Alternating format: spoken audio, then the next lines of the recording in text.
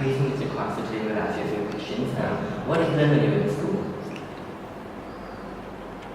There are two parts. One is the academic part, then physics, chemistry, math, economics, English, Chinese, those things. The other aspect is the non-academics, like the values, the other aspect of working together with people, and things like that. Because academic is one part, but other than that, there's I joined the ECA, brass band, or military band, and I play with tea, so and learn to be independent when doing study and things like that, and work with my team in the brass band, doing performance and all the other activities. So how would you say your experience in the brass band has affected your life now? I think mostly is the leadership and how to be part of a member, because if you're in a band, you can't just do solo, you need to play together with the other people to produce beautiful music. And I was the drum major at that point in time, so let's speak about how to get people to do things and influence them to do things that you want them to do. Okay, so we know that a lot of students in school now have many leadership roles in the EV. So what do you think is important for them to take away from their leadership role? I think that part is very important, because academic is only something that gets you to the university, but in working life, you rely a lot on your other qualities, like whether you are able to work with people, whether you are able to accomplish things with the help of others, and teamwork, determination, and all the other aspects. So I think ECA is important in that it helps the person builds up the other qualities other than just studying. So may I ask now what you do in your job? Maybe you can describe what you do in your occupation. Okay, I started as an engineer working for the defense. And 15 years ago, I started this company, software company, so from scratch. So it has been 15 years that I've been running the company, building software for other companies to use. Do you begin studying infocom in school, in secondary school in JC, or later on? No, because at that point, our time there was not infocom in school.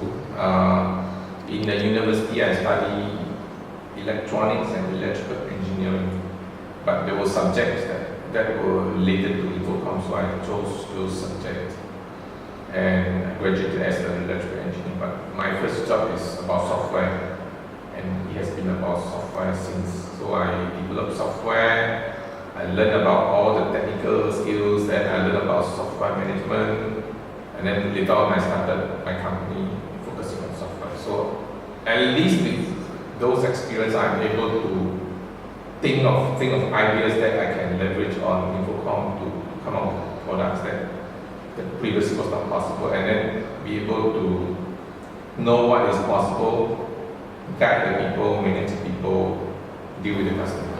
Mr. Kwa, what would you say was the driving force behind you starting your company? I think it is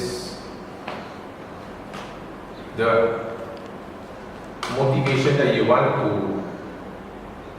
do something different and make a difference to someone's life, especially at that point in time when I had the idea without the infocom background, I couldn't have that idea, so I seized that opportunity and created a product that was like first in the world, and then from there on I could. So Mr. Kwa, what would you say was the important thing that you learned from school that you now apply in the company? I would say it's not those academic subjects like chemistry, physics, math, econs and all, because we hardly need them.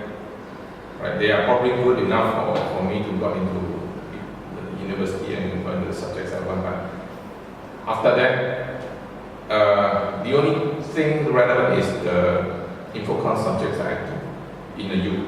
When I had the options to choose those subjects, and chose those subjects that I was interested in, and that was the only thing that is directly relevant.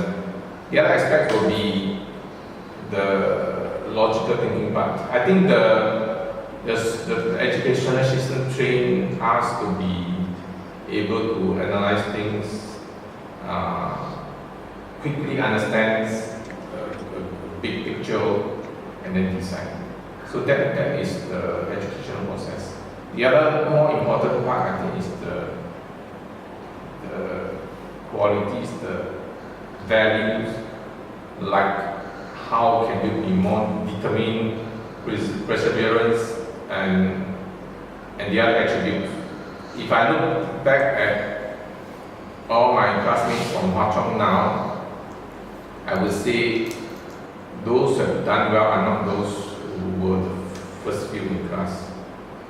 Those who have done well academically, they are probably being employed by somebody in the civil service, in some government companies running some mid to high level positions. And those who are really successful, they are people who are probably in the average or even below average. They took the risk, started the company, grow the business, and then now they are rather successful. So what do you think that our students now in school can take away from what they're learning? Okay, of course you need to study those basic things because you are not sure what you are going to do in the future.